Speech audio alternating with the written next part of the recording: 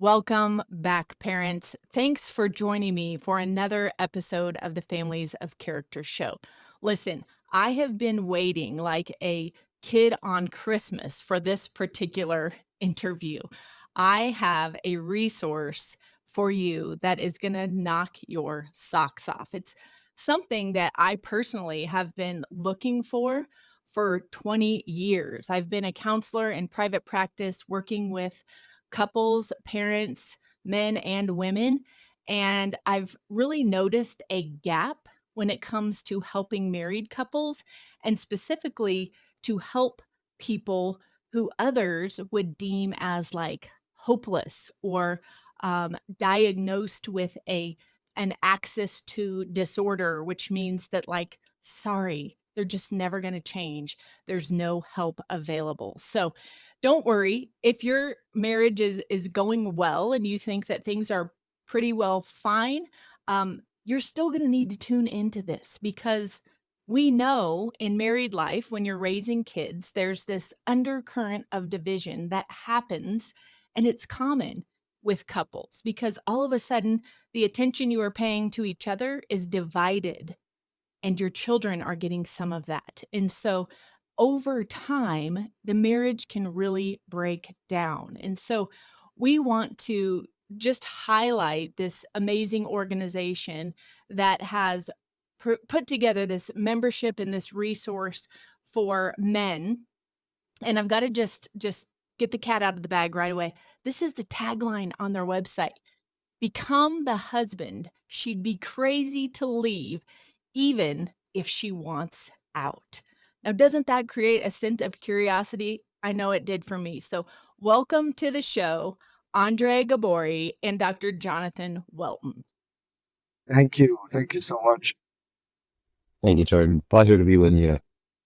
Hey, you guys put together the Bulletproof Husband. I love the brand. I love the image that I get when I think about that. And so let's just jump right in. Endre, you are the founder of the Bulletproof Husband. You're married and you have your own children. So you're in the trenches. You know what it means to be a husband and to have that little undercurrent of division going on because you're raising two little kids. But tell us, where did this idea for the Bulletproof Husband come from? What's your origin story? Thank you. It's really awesome to be here. Well, I started very young, and to be honest, I'm not full of credentials. It's not something I studied for. I was always very passionate in helping people. And when I was 24, I had the opportunity to do a pretty significant personal development course that kind of put me on a trajectory.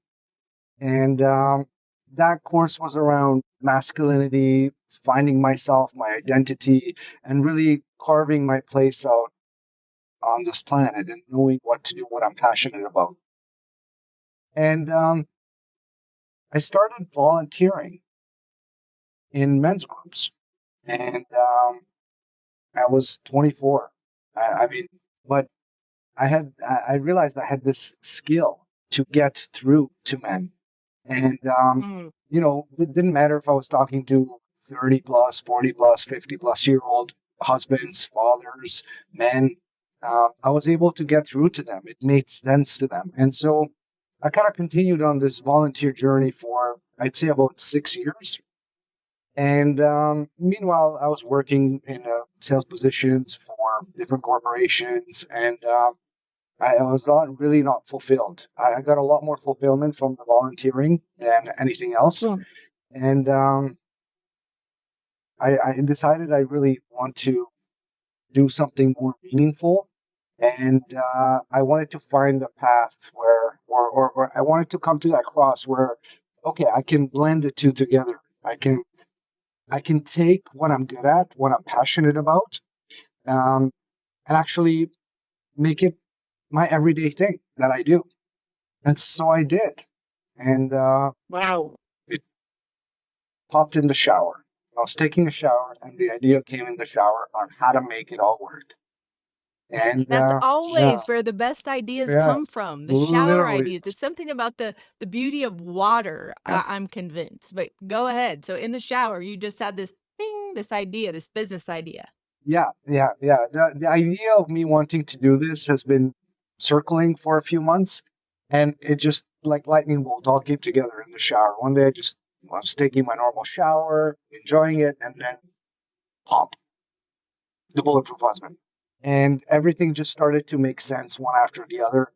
Um, at that point, I called my co-founder, business partner, John Scannell, as well as our business coach, Gary Menezes, and I told them that I think this is it, and they all hopped on board, and here we are. I'm gonna look back. Wow. I love it. You just went with the passion. You said, "Okay, this came to me in the shower. This must be it. I'm not gonna hesitate. I'm gonna reach out and ask these gentlemen that I respect and love and care about if they're in."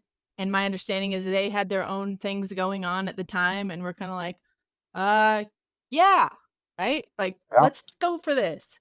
yeah. My business coach was doing business coaching back then, wasn't even as involved with men's coaching. And my co-founder, John Scannell, he had three, four different jobs at that point. He was a contractor and doing all kinds of other stuff. But we all volunteered in men's organizations. So that's how I actually got to know of them.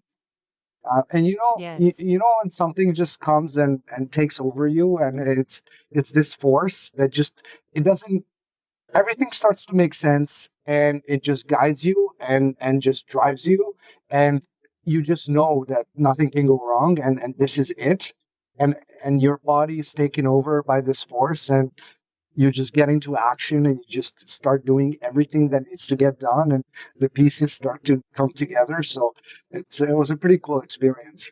Yeah.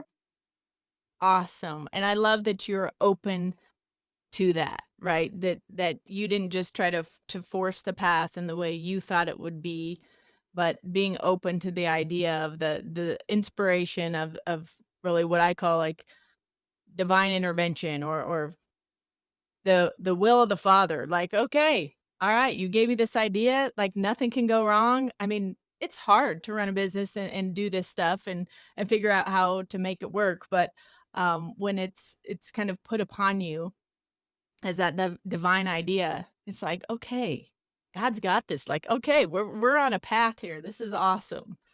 So thank you for your willingness to say yes. There are a lot of men that have, benefited already and so many men that are waiting for this resource. And speaking of people who have benefited, we've got, like, the poster child for the Bulletproof Husband on our show here in Dr. Jonathan Welton. So Jonathan, can you dive in and tell us a little bit about your journey with Bulletproof Husband and how you came to be part of this and even authored the book, The Bulletproof Husband? Yeah. So, Andre, they founded it. Was it 2018? Is that right? 17, yeah, 2017. 2017. So I came along in 2020 as a member. I joined the program in May of 2020. And leading up to that, if I take the story back, I was married in 2004 and traveling, lecturing all around the world, 35 different countries. I had an online Bible school that I was leading with 2,600 students. Had written about a dozen books at that point, a couple bestsellers. So I was running my own world. I had a whole thing that I was leading, and all of it came to a crashing halt in Mm, September of 2018.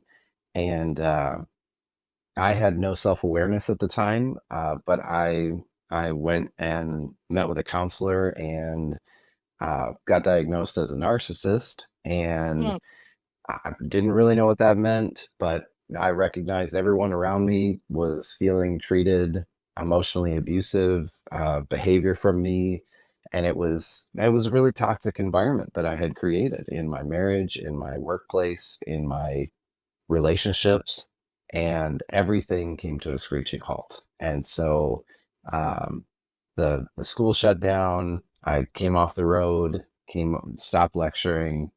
My wife and I separated. Oh, Her psychologist that she was meeting with said, I've counseled men like your husband for, I think he said 30 years. I've never seen any of them change.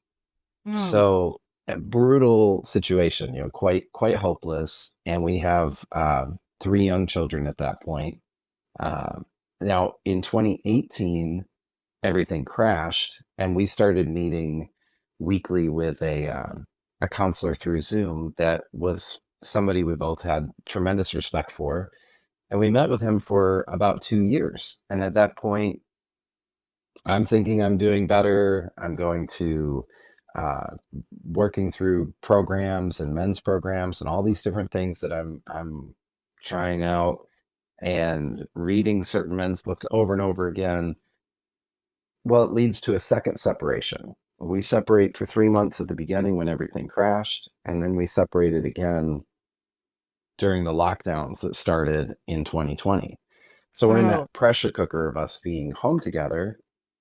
And I'm thinking, well, I've put in work on myself for the last 2 years. I thought we were doing well. And next thing I know, she's moved into the guest room. And then she asks me to move out. And I'm like, I don't know what else to do. I've tried everything. I mean, I'm going and learning about Zen meditation. I'm going to 12-step groups. I'm meeting with a counselor. I'm reading everything on self-help that I can, and apparently not getting anywhere. And so that was really rock bottom for me. And that was, I had been watching these little videos that Andre would put out, and they were about 3-minute clips. And every time I watch one, I'm like, man, this guy understands exactly what's going on in my house, in my relationship, in my feelings, in my dynamic with my wife. And so finally pulled the trigger. I joined the program. I didn't know anything about the program. I didn't know how it worked, even didn't really understand from the description on the website what I was signing up for. Found this thing on Facebook, but he added so much value through those little clips that I'm like, okay, I trust mm. what he's saying. So I joined the program, and at the point that it was May of 2020, and the counselor had said that to my wife about, I never see men like your husband change. Well, 90 days later, my wife invites me to move back home, and her counselor says to her, I don't know what he's doing in this program. I've never seen a turnaround like this. This is like a miracle. Wow. So it was dramatic. The shifts were dramatic. So the tools inside the program were unlike anything I found outside of the program. And I am the kind of person that reads and researches and looks, and I just found things that worked finally. So I ended up going through the program, getting back with my wife 3 months later. We I was invited into the coaching program. So I was the first certified trained coach by Andre and the other leaders of the program. And then spent half a year as the head coach in the program and helped author the book. And so now we continue together in a partnership, but it's tremendous to see where this program has gone, and the thousands of men that have been impacted by it, and to be a part of that. Wow. Thank you for just sharing your story with us. I just want to highlight how helpful it is to know what you went through and the desperation you were at the point that you found Andre and the Bulletproof Husband. And um, I just personally feel honored that you were willing to share those details because that's a dark place to be in as a married man and a father to three girls. Like that had to have been like rock bottom. It really was the rock bottom, and finding the right tools so you don't keep digging further into the hole, because so much of the other tools out there, what I came to understand through Bulletproof is that we have to do emotional work to deal with emotional problems. And so much of what I was doing was either mental or spiritual work. The mental work would be something like sitting and talking with a counselor, doing a lot of talk therapy, and it's all mental stuff. Or if it's spiritual side, trying to be more spiritual, trying to be more meditative, trying to be more mindful, that has its place too. But when you actually look at what was neglected in my life, and a lot of the guys who get the label of narcissism, which is very common now in the pop culture, is really neglecting the emotional realm and actually taking care of the heart and the emotions.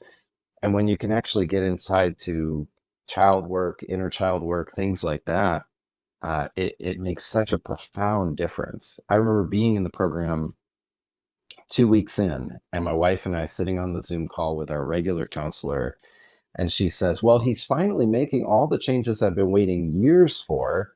I just don't know if it'll stick." Mm. And so I knew, I am on the right track here finally. Yes. So that was the encouragement to know I gotta keep going down this road.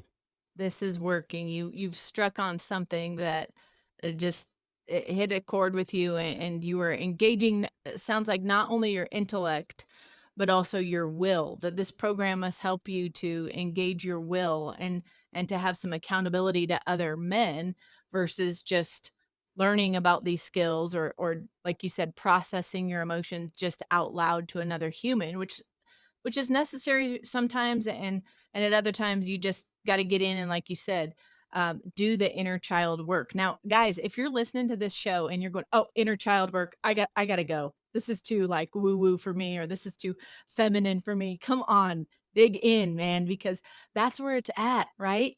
One of the things that I heard from your episode with on the family, the Happy Family Club with Joshua and Margie Boswell was just how different your program is in that you go back and you look at those wounds, right? That without kind of digging into the heart of the matter and where the root of the problem, you just keep making the same mistakes. And Jonathan, you said it yourself, like you could learn these skills and you could implement them for a period of time, but then it's like you just go back, fall back into the same old behaviors. And so I think this inner child work, or just getting in touch with your emotions and understanding how to deal with emotions when they come up is just something that's so, you know, not talked about these days. And so that's what I loved about your program. It's so different. And I go for different. You got the same old therapist churning out the same old thing. I'm like, pass. Give me the person who's trying something totally different and and and is going against the grain. Because I've got to tell you, one of the biggest pet peeves of mine in the therapy world, being a counselor, is just this idea that when therapy becomes hard for the therapist or even for the spouse, the kind of knee jerk reaction is to slap a label on this person, this human being who has a life and a soul and is awesome, but you know, needs shined up a little bit, right? But labeling people dehumanizes them. It says you are now not a human, you are a problem for someone else to solve. And so it hurts my heart that the label of narcissist is thrown around so much. And it also, you know, I will interrupt people when they say, "Oh, my husband, he's just such a I think he's a narcissist." You know, it's like it's the buzzword. It's like this label for if I put him in that category, then you get it and you understand my deep pain, and you it kind of gives me a pass as a woman to either leave or just not have to work on myself because it's all about him. So I appreciate you sharing that was your experience, and that joining Bulletproof Husband helped you to break through that and you know bust that myth that you can't change, and this narcissist label is just here to stay. One of the things that helped me with the narcissism thing, because when it first came, was so much shame with the label, and its reputation in the field is kind of like nobody wants to counsel with them. They're going to manipulate the therapist. They're unfixable. Just throw in the towel before you even start. That's the common approach to it. But I was reading through one of the books. I can't think. I think it's called "Disarming the Narcissist," and it's Mm, a research book, and it's much more heady. It's not for pop culture, but the one of the things they were laying out in there is that technically everybody's born a narcissist. And the way that they lay this out is you have this baby that cries and screams and poops and whines and does everything it does and has no interest in your thoughts and feelings. They just want what they want. They have no consideration for you and your thoughts and feelings. And we grow from that end of the scale. If it was a scale of 1 to 10, a baby being a 1, completely self absorbed, and a 10 being, I don't know, Gandhi, you have this sliding scale and we move up it as we grow. But what we call a narcissist as an adult is somebody who got emotionally stunted in that progress up the scale. And that's why inner child work is so important, because it goes back to the place where, hey, when you were 5 years old, 6 years old, your alcoholic father beat the hell out of you, and now you're emotionally shut down, and you stonewall your wife every time she comes in and gets angry and loud, because now you're 5 years old again emotionally. And it mm, takes you immediately back to that spot. So we need to go back to that spot, to that 5 year old, 6 year old inside, and feel to heal. Actually get those feelings and process them, which is grieving, which is something we don't do in America, especially. We if somebody's going to die, we put them in a bed, we put them in a hospice, we load them with medication, we keep it distant from us. Like, death is such a distant thing for us mm. that most Americans have no idea how to grieve. We're not Yep. we're not taught about it. We don't understand it. We keep all these things at such an arm's distance, instead of like, hey, you just got fired from a job. You probably should get in your car, yell and scream, and let the feelings out. People don't even think like that. No. Um, there's a show on Netflix I think did such a good job of this. It was I think it's called Dead to Me, and it's with Christina Applegate, and she loses her husband in the show, and she would get in her car, this big SUV, she'd blast thrasher metal music, and she'd yell and scream, and they never explained it in the show, so the average viewer is like, oh, she's crazy, but I'm watching it going, that's grieving, that is really good grieving, and she's letting it out, and they never explain it in the show. So your average viewer that doesn't understand anything about grieving is going to be confused watching that. But this is part of the actual work of doing emotional work, is going back to those places that are pockets of pain and actually feeling the pain and letting it out. And that's really Mm. hard work. That is hard work, and I know you've said it in the past, both of you, that you've had, like, former Navy SEALs come through your program and these, like, big buff, masculine men who have conquered all kinds of physical challenges, and this just, like, is the hardest work they have ever done to get in touch with their feelings. Andre, can you talk about that a little bit in terms of your history with different men coming from different walks of life and, like, this being the thing that is so difficult, but yet the best thing for them. Yeah, I mean the type of men that come through our program is really really vast. I mean, from millionaires to barely can make it month to month to successful Navy SEALs, military people, athletes, the everyday Joe, all kinds of different men, anything in between.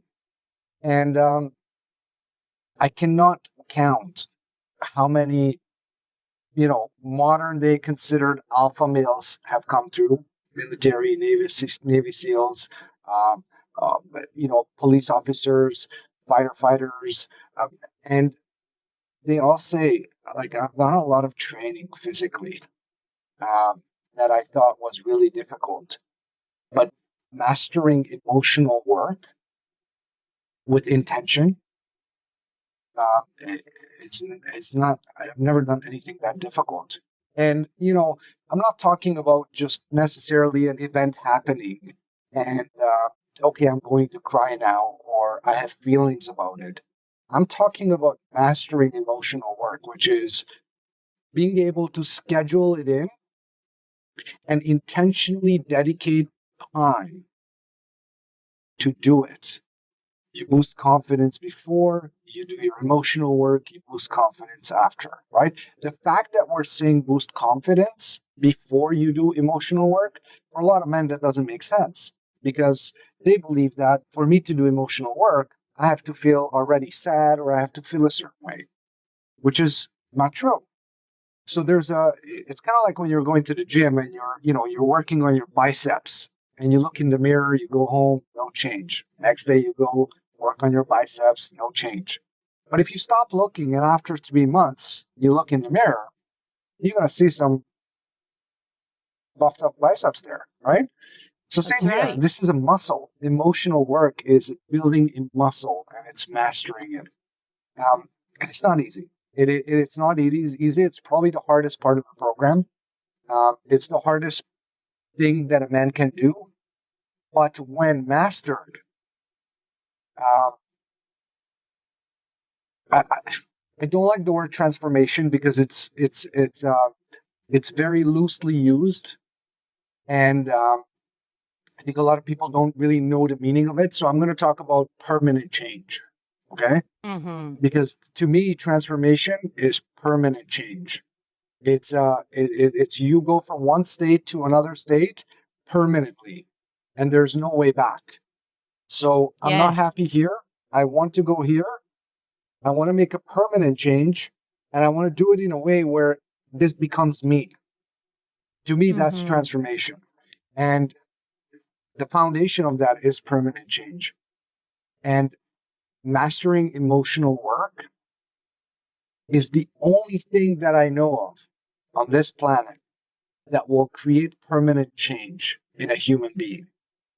And I mean, I mean permanent to the level where there's an identity shift of the individual, Yes. right? So somebody who thought they were a narcissist, they no longer look at themselves. Doesn't matter if 100,000 people come out and call Jonathan narcissist. He knows he's not. He's clear on his identity, and not because he's full of himself, but because he's done the work. So it's Mm-hmm. very powerful. And apologies, I Wow. could really dig into this, but yeah, I'll stop there. I love that you are digging into it. I'm not interested in a hack. The one-off, like, small change. Oh, look at me, I've changed today. I think what most, women, if we're talking about husbands, want in their spouse is they want real healing for their spouse. They want true lasting change, not just for themselves selfishly, like, I deserve a great marriage. You aren't the man that I married, or this seemed to be a lie, I thought you were this way at the beginning and now you morphed into this man and I want the old person back. But I believe that in our hearts, we recognize when people are wounded, especially those that are closest to us.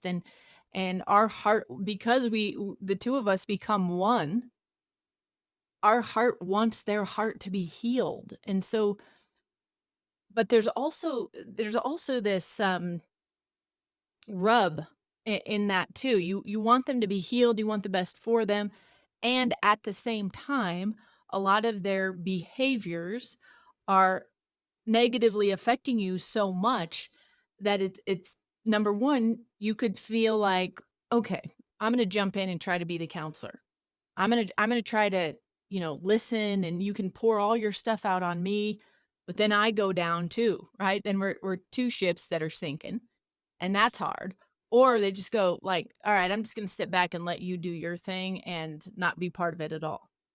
And so Jonathan, can you speak to that piece about, just the difference between men and women and processing our emotions and what it's like when you aren't doing the emotional work, and you need an outlet for your emotions? Like, what does that look like for your wife, and how do you kind of flip that on its head with this emotional work?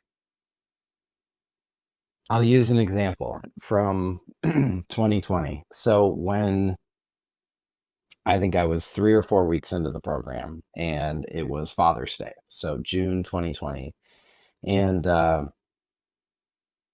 I had spent the day with the kids in the morning and we're still separated. We're, brand new in maybe a month into the separation. And I take the kids to a spray park. And so they're running, playing in the water. And I'm sitting on a park bench under the pavilion with the picnic tables. And there's all these other guys, probably six of us sitting there.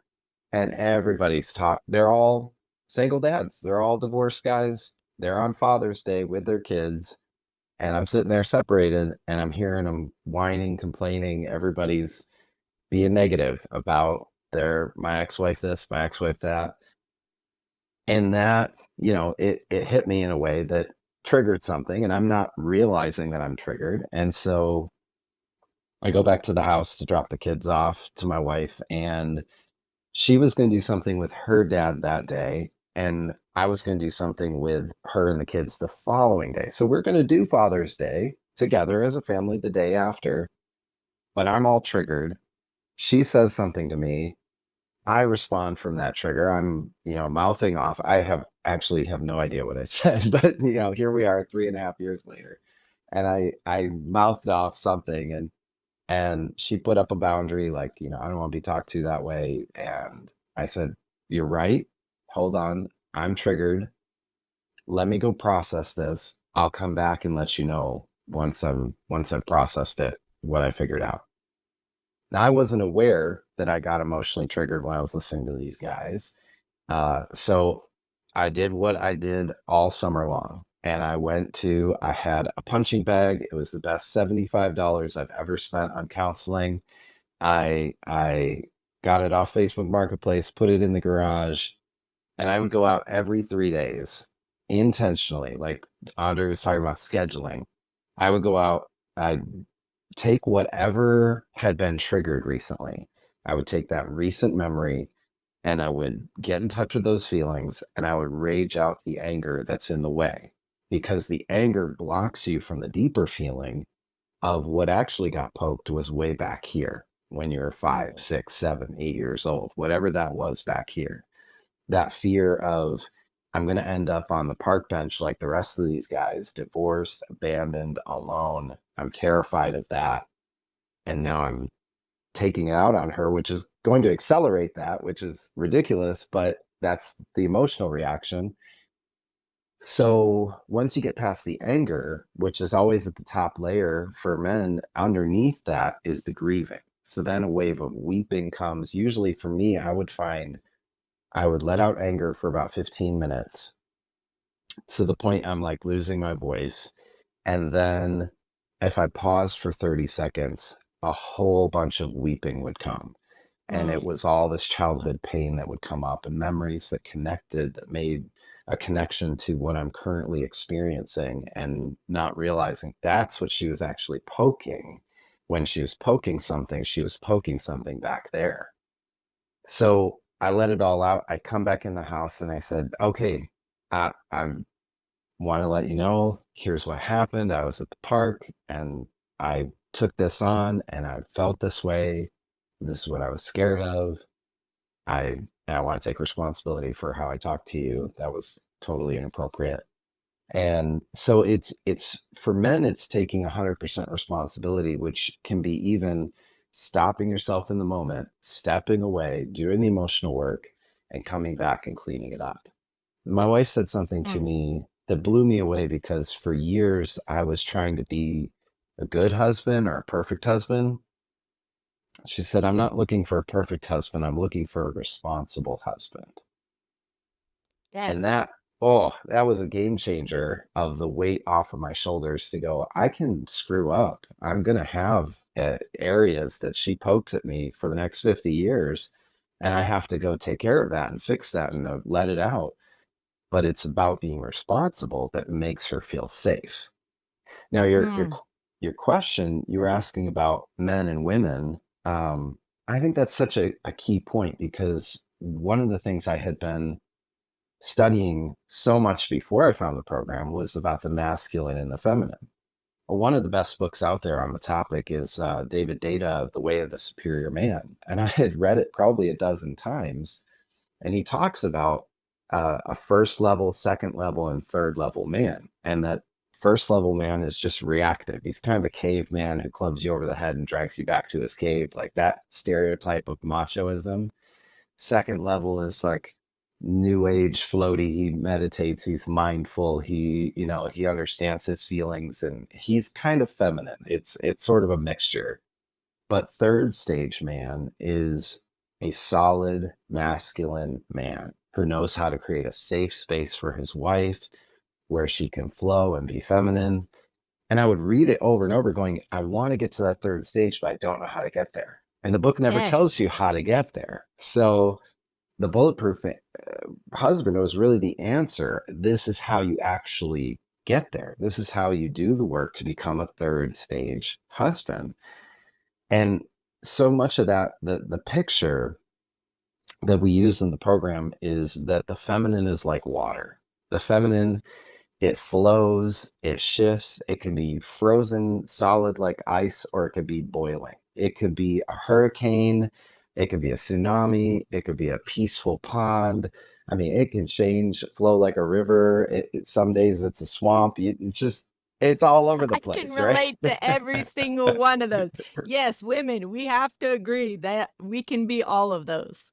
And it's understandable. I mean, you have Yes. all the hormones, all the shifting, all the cycles. Like it's totally like this is the feminine all the way through, Yes, it's emotionally, natural. physically. Yes, but then the masculine side is so different, and I think we've gotten confused in our culture about this. It's not just gender difference, but there's the masculine and the feminine are two different energies, and the Mhm. masculine energy is like a bowl. This is the metaphor we use. It's like a solid bowl that you put on the table, and it creates a space. It doesn't control the water, but it can create a safe containment for the water.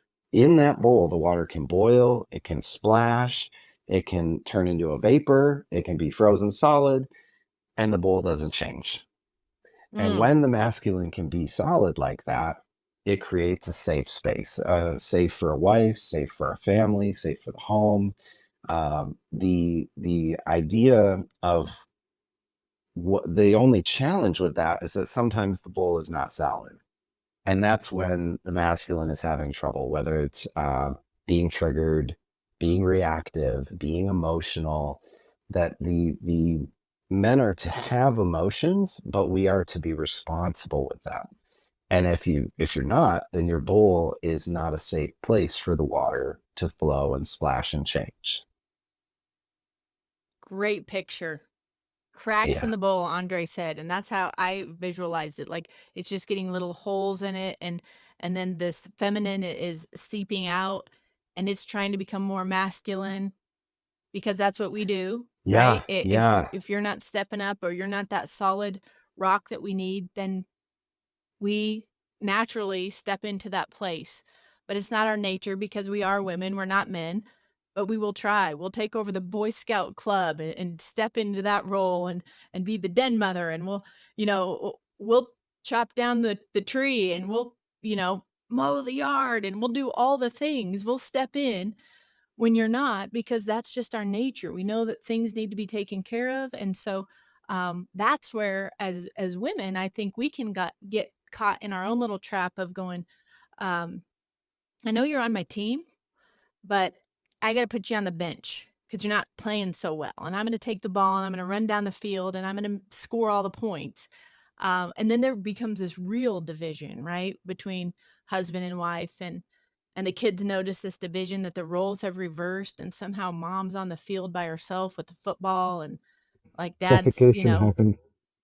yes, yes. Suffocation happens, and then losing of one's identity happens, and then this starts to go on for a few years, and then happens to slap.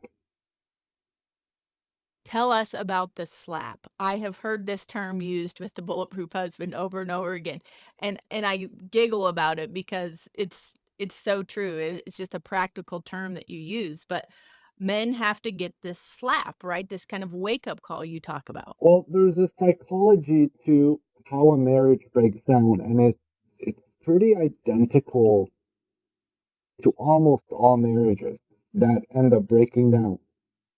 And it really begins with what you just talked about, right? Husband stop leading, complacency, comfort. The wife steps in, communication breakdown, um, suffocation starts to happen.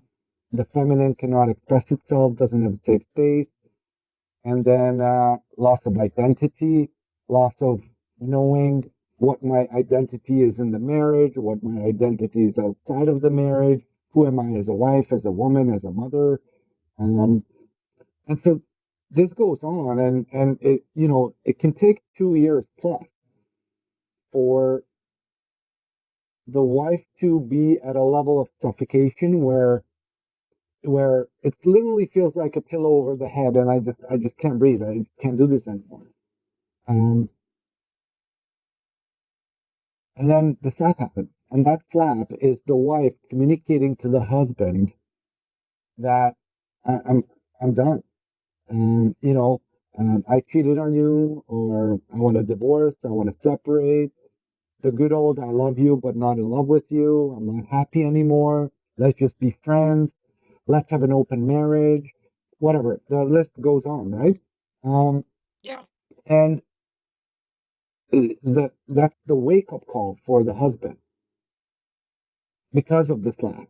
That's when the husband starts to take this seriously because the wife has been giving him signals for 2+ years, but he's either brushed it under the carpet, didn't know what to do about it, didn't have the skills, was too insecure to even tackle it. But when the slap comes, that's when the man It's like, wakes up. uh-oh. That's like, okay, wow, this is serious. I really got to do something because I'm going to lose my family. And then, of course, desperation kicks in. And that's what starts to fuel everything. The desperation. Start reading books, going through all the different things that Jonathan mentioned as well, right? Um, Yes. but that wake up call, that slap, like men who actually go through the program and do all this internal work, one of the common sayings they have is thank God for the slap because Mm. they can now clearly see the men they were, the men they are today. And this is regardless whether they save their marriage or not, because not everybody saves their marriage in the program. But everybody who gets to that point B is a raving fan because they have great relationship with their wife or ex-wife. They are great co-parents, solid relationship with the kids, even if the marriage wasn't saved. So Mm-hmm. it's truly awesome and transformational from that regard. And the slap is a key point because that's what puts the man into action to seriously looking at himself, seriously start doing the work that's required to keep the family unit together. Yes, I can see lots of friends, family members just in that story about the slap and their history of feeling suffocated. And like you said, the pillow over the face where it's like, I just cannot even take this one more day. Something has to give. We're done, or we've got to separate, or you got to get out. Right. And so for a man to be at that point where they're like, oh, okay, I got to kick in. I got to do something. They could skip all of the 150 and $200 an hour counselors that allow them to come in and sit for 1 hour a week. I used to be one of these, so I get to say all this stuff.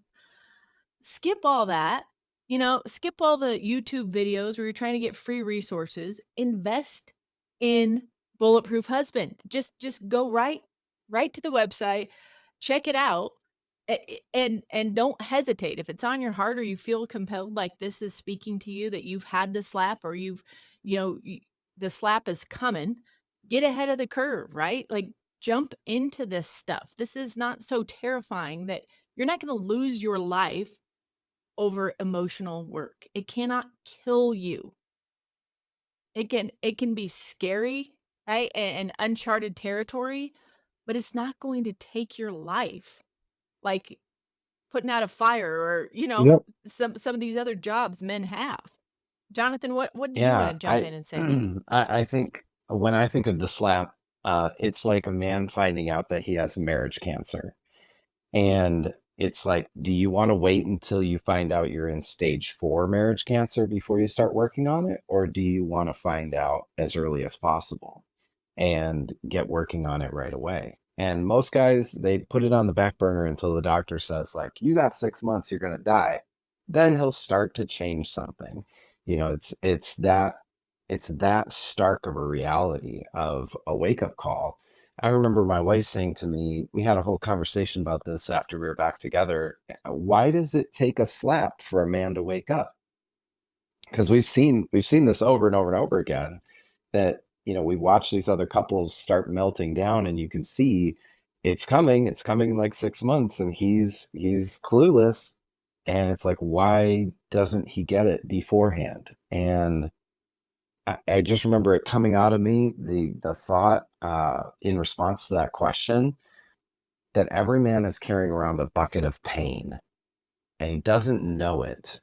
And every time something happens, he throws it in the bucket. She doesn't know he's carrying around this bucket of pain, but until her slap is hard enough that it hurts more than him looking in the bucket and actually dealing with all the pain he's carrying around. Mhm. That's the switch that has to happen. Otherwise, he's going to avoid that bucket of pain. He's going to carry it around for the next 30 years. And every time she says something, it splashes his bucket and all his pain comes out. And that's the arguments, the triggers, and all the reactiveness. But yeah, and it's just carrying around a bucket until she slaps him hard enough and he says, I will actually look in this bucket. I will actually dig into this. And that takes a lot for a man. I mean, I've seen guys look into the bucket enough to get their marriage back, but not enough to become the man they could be if they kept dealing and got rid of everything in the bucket. Mm. The for me, the picture I took on was like, I don't want my kids to marry someone like me. I don't want my wife to ever have any concern, ever any fear that I will react to anything. I want her to feel completely safe. Like, I set the bar high so that I had to dig deep into the bucket. I'll give an example. I love peanut butter. Smooth, creamy, natural Jif. That's my jam. And for me, it's like, I picture emotional work like scrape every last bit of the peanut butter out of the jar. Don't leave, some people, they throw the thing out and they leave however much on the wall. I'm like, what is wrong with you? Like, you don't understand. You got to scrape the jar. For me, that's emotional work. Get into the pain bucket and dig everything out, because that will help you become the kind of man you have the possibility of being. Totally Mm. rock solid. Be that solid bull that never cracks.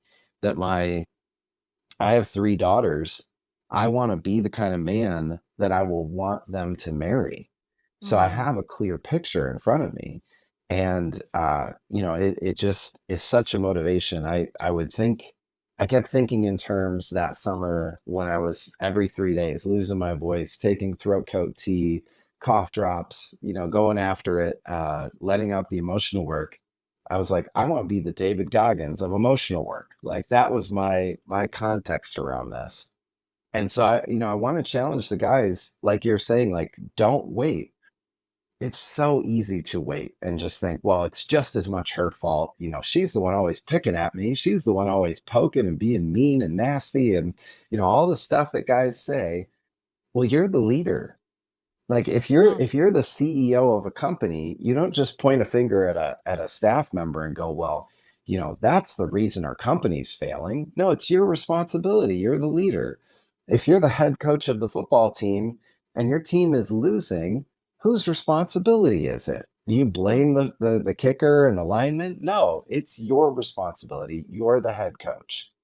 And it's the general that's always losing battles, and he's blaming his soldiers. No, it's your responsibility, man. And that's where a lot of us, we think in terms nowadays of like 50-50 marriage, instead of, we have different roles. Part of her role is that she manages the relationship. And this beautiful concept inside Bulletproof is that the feminine is much more in touch with the emotions and the reality of the relationship. You think about my daughters, for example. They're constantly playing with dolls. They're totally feminine. They're watching My Little Pony. They're in this whole world of the feminine. I grew up, throwing rocks at my brother. It's a totally different world. And Yes. so the masculine, the feminine, we bring different things to the table. And the masculine brings that sense of safety and reliability and consistency, as well as leadership and responsibility.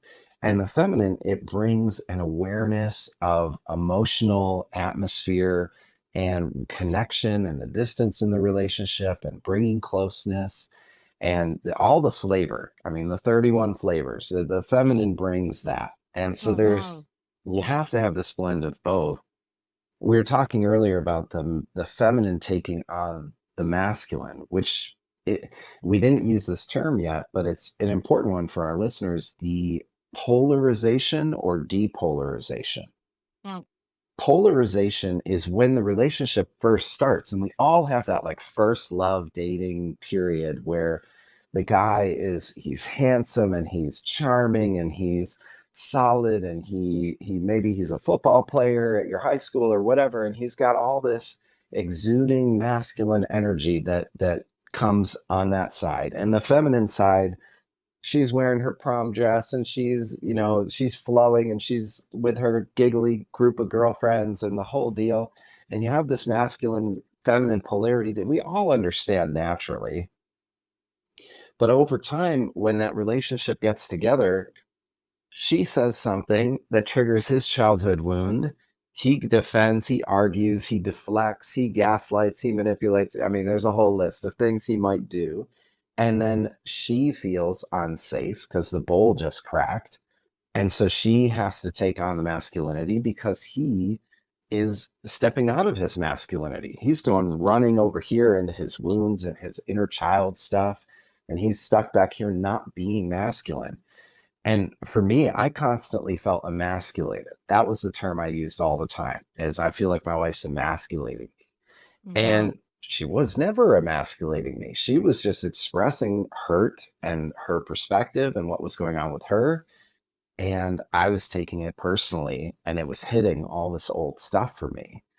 And so for me to actually get to the place that I've processed that and be responsible, I never feel emasculated now. I mean, by anybody, by my wife, anything. It would take me choosing to give myself that feeling for me to go there. And that's something I just don't do. And yet I would emasculate myself and my wife would become more masculine to fill the role. And when you have a man and a masculine wife, there's no attraction. When That's you right. have a feminine wife and an effeminate man, there's no attraction. It takes both poles in the same way that a magnet has a north and south pole attract to each other to polarize, to have masculine and feminine polarized energy that pull toward each other. That is so important because even if a relationship hasn't gotten to the point of getting a slap, the management of keeping it polarized is a key for long-term health in the relationship. Mhm. There's still times where I have to be intentional to step up and lead and be masculine, even if our relationship's not in a rocky place. Now, Valentine's Day, that's an intentional moment to step up and be an intentional leader to bring the polarity into the relationship. And so polarization, depolarization, when you depolarize and you both are feminine or you're both masculine, you're headed in a dangerous direction. That's right. That's right. You have such a great way of illustrating these points with these word pictures. I love it. The magnet, the polarization, the bowl and the water, and it gives us a great visual to connect your points. And I agree wholeheartedly with what you're saying. And just the image of a man carrying around a bucket of pain.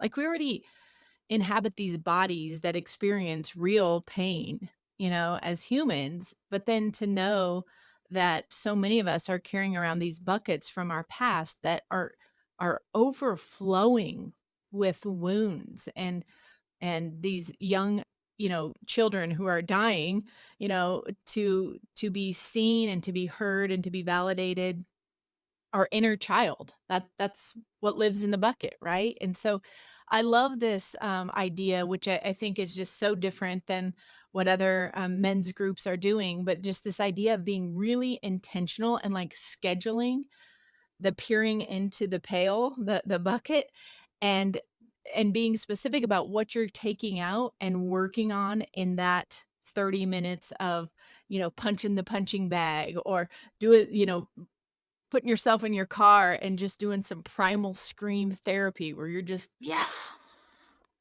right? It's not Yeah. crazy. It's not it sounds a little wild and outlandish, and certainly I want you to expand on this a little bit, because I know, it would definitely be triggering to me if my spouse went down in our basement and I'm cooking dinner and all of a sudden he's yelling and screaming and banging things around. That wouldn't go well, but that's not what you're talking about with Bulletproof Husband. You're talking about being responsible for your emotions, doing this work in a private place where you can kind of connect with yourself and you're not freaking everyone else out in the family. Well, Go for it, Andre. you could actually do it in private. That's something to master. And we have retreats where we actually come together and sort of create that experience where men can go within a matter of hours into that state of letting go of hurt and emotions. Um, and as Jonathan said, there's this layer of anger for most men. Very few men can get right to the hurt. That is the idea. That's what we're going for. So if anger is not there, that's okay. The key thing is to get to the hurt and let that out. But for most men, anger is blocking that. It's kind of like a bodyguard at a club, right? You're trying to go into the club, but the bodyguard says, no, you cannot come in. Well, you're trying to get to the suppressed hurt, and anger is, as a survival emotion, is keeping it safe because it knows that if you get access to that hurt, it's going to be scary. So Mm. it requires you to get rid of all that anger. And for men, a lot of the times that anger is best physically expressed. Um, and yeah, in a private, responsible place, ideally away from anybody, unless you have other masculine relationships where you trust the other men and he knows what you're doing, then he can assist. One of the things I wanted to touch on is this concept of bullet free versus bulletproof. Um, I love the bucket ideology, and the bucket doesn't go away. The bucket is always there, You're always carrying the bucket with you. right? So bullet free is when the bucket is emptied from all your past stuff. The most deepest, scariest insecurity, suppressed hurt for a man comes from 5 to 8, ages of 5 to 8, when failure is experienced for the first time for a boy, and 11 to 13 when the sense of belonging starts to emerge and all the failures that come with that. And then a lot of the other Mm. life experiences kind of build on top. So clearing all that will make somebody bullet free, but not bulletproof. Because bulletproof also requires you to be proactive. Like life will throw bullets at you, not just your wife, your job, your kids. People pass away, you lose people, people get hurt, whatever that may be that causes you to get a new bullet or insecurity. The ability to deal with it within 24 hours will allow that bucket to remain empty. Mm. But if you don't, then the bucket will start to Fill get back up. fill back up with newer stuff, right? And so the reason why I'm saying this is to conclude.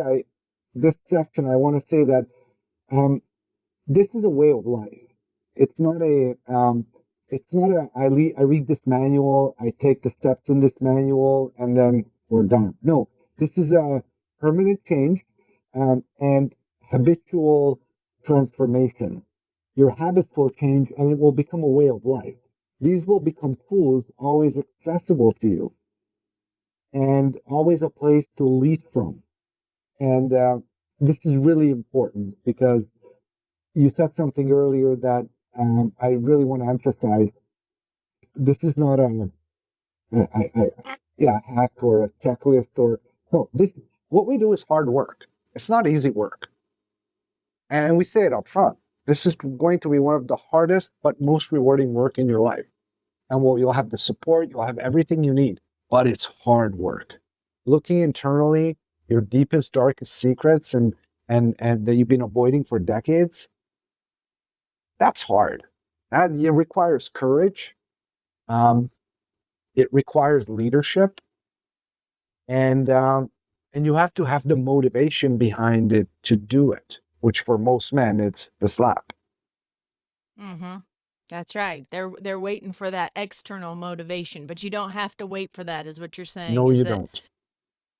if you've been carrying around the bucket and you know the bucket's there and you might even know some of the things that are in the bucket, or you have no recollection of having any negative experiences in your childhood, maybe your childhood feels a little blank when you try to think back on it, but you notice that your behaviors in your marriage are you're very defensive, you're reactive, things hurt for days, you have a hard Yeah. time forgiving. Like these are signs and symptoms that your bucket's full and you might not know what's in there, but it's worth looking at with a community of men that can support you, not go off in the corner of your own room and look through the bucket on your own and try to, get through it by yourself. You're saying we have a system, it's planned out, it's intentional. Mhm. There's some theory behind this. There's a way to do this that is effective and that will be forever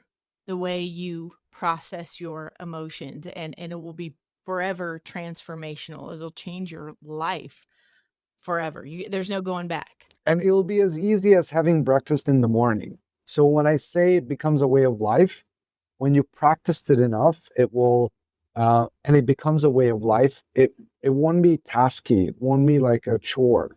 It will come naturally, and it will be easy to do once you get to that level, right? So, Mhm. Yes. Well, tell us, okay, the buildup has been so intense. I'm like, I'm wishing I was a husband right now and I just sign up and do the work. And I'm sure there's a program for women, but tell us what is kind of the best way for people to engage you if they've never heard about Bulletproof Husband before and kind of to tip their toes into the water and see what you guys are about, and then also explain kind of your full program that you have for available. well, we're actually pretty unique in the sense that we are a membership, and we didn't always used to be a membership. This we became a membership in 2018, and part of it was from a place of integrity. Once I started to see what a big challenge marriages are today, and how much help men need, we wanted to make it a lot more accessible, and we wanted to build trust fast. So hey, what's easier than making it a membership? You come in, you get a taste of it. We got all these free resources even before you come in. You get a taste of it. And if it's a fit, great. If it's not, then hey, Move no, on. move on. No problem. No problem. But you get to taste it. You get to meet us, hear us, and really see what it is that you're facing and that you need to do fairly quickly. Like first month, all the months, but first month is very, very potent in terms of quick tools, transformations, and really getting to the bottom of things. Um, and then, once you're in the membership, there's tons of other options available, but you choose, right? We have retreats. You can do one-on-one coaching if you think that's a fit. There's accelerator programs to go faster. There's so much. We even have coaching program, right? All of our coaches have become coaches from being a member.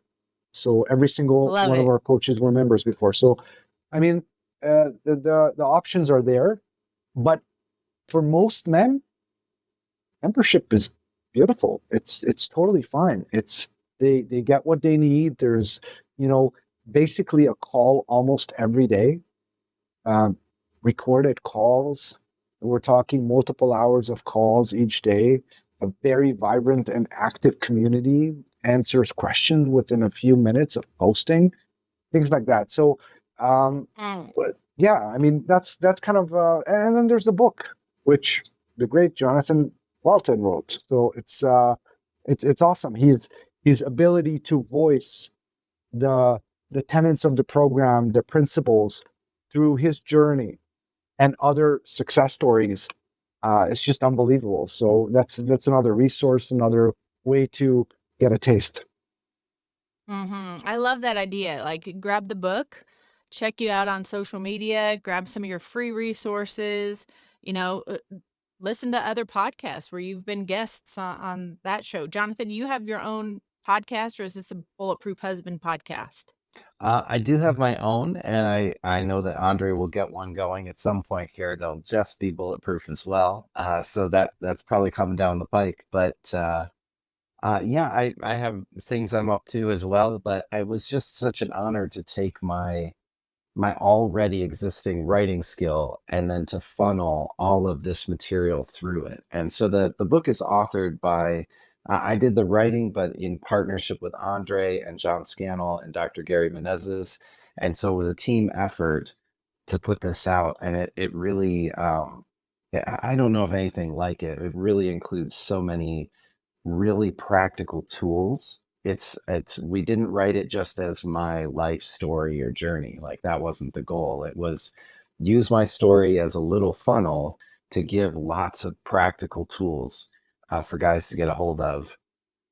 Another thing we were just talking about, we're it seemed like we're talking to the men like, hey, here's what's available to you.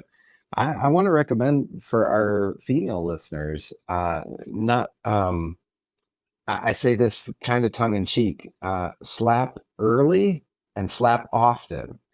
A lot of women wait so long until they feel like they've exhausted everything they could possibly give to the relationship, and then they finally give the slap.